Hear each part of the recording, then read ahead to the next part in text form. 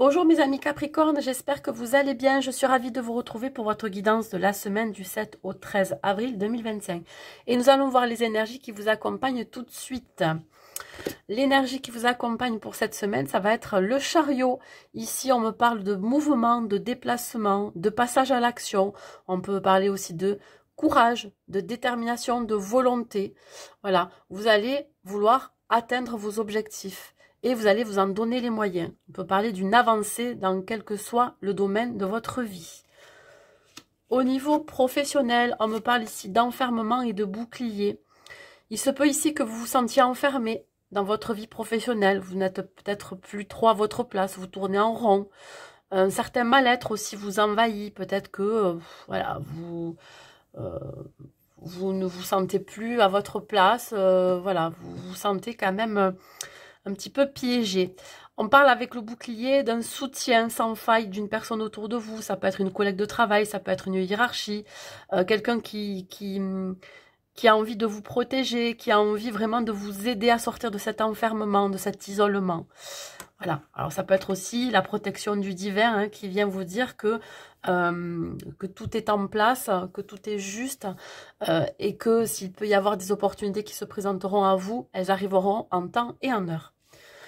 Au niveau relationnel, on me parle ici de combat et de retombées positives. Il se peut ici que vous ayez été en conflit avec une personne ou vous êtes encore en conflit avec une personne ou en tout cas en désaccord ou en dispute. On voit que vous pourriez devoir vous affirmer vis-à-vis de cette personne ou vis-à-vis de la situation. Mais il va quand même y avoir une solution de trouver un compromis, un accord, parce qu'ici, voilà, on parle de retombées positives. Il se peut ici qu'il y ait un renouveau, une renaissance au sein d'une relation, quelle qu'elle soit. Ça peut être une relation familiale, amicale, sentimentale ou professionnelle. On sort aussi peut-être d'une dualité, hein, d'un conflit interne. Au niveau sentimental, on me parle de la relation karmique et du challenge. Ici, pour les célibataires, vous pourrez déjà être en lien avec une personne qui fait partie de votre passé, un lien particulier, un lien karmique, un lien de flamme jumelle ou d'âme sœur, voilà, avec qui vous êtes peut-être en non-communication ou en tout cas, voilà, le challenge pour vous, ça va être vraiment de devoir mettre de la distance vis-à-vis de cette personne. Ça va être compliqué pour vous, ça va être comme un défi hein, finalement. Hein. Qu'est-ce qui peut être un défi pour les couples ici? Ça va être l'idée de devoir guérir de ces blessures que nous renvoie la personne en face de vous. C'est-à-dire que la personne avec qui vous êtes, elle vient réactiver certaines blessures. On parle de relation karmique, c'est une relation que vous avez besoin de vivre pour régler vos traumas, apaiser vos blessures, etc. Voilà, ça va être un défi pour vous. Hein. Voilà, elle va permettre de faire partie de votre processus de guérison. Le conseil que je peux vous donner, votre mission de vie, on vous dit ici de vous ouvrir à de nouvelles rencontres. On parle de nouveaux partenaires. Une rencontre fortuite n'est pas un hasard, c'est un événement orchestré par le divin, un catalyseur de la réalisation de vos prières. Remarquez bien les nouvelles personnes que nous mettons sur votre route, où vous les reconnaîtrez à votre sensation de familiarité, d'aisance et de sécurité.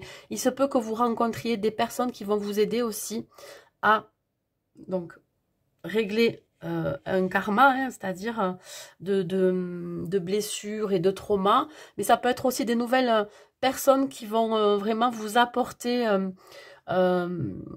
ce dont vous avez réellement besoin, que ce soit dans votre domaine professionnel, je dis du soutien, dans votre domaine familial ou amical, voyez, vous allez avoir besoin d'être soutenu pendant cette période. Et on vous dit de pratiquer la spiritualité. Alors peut-être qu'effectivement, vous avez fait des demandes, ou vous allez faire des demandes, vous allez poser des intentions pour qu'il y ait de nouvelles rencontres, de nouvelles personnes qui croisent votre chemin. On parle aussi de méditation et de recentrage. Voilà, mes amis Capricorne. Ben, écoutez, j'espère que cette guidance vous aura plu. N'hésitez pas à mettre un like et un commentaire pour me dire si ça vous a parlé. Et je vous dis à très bientôt.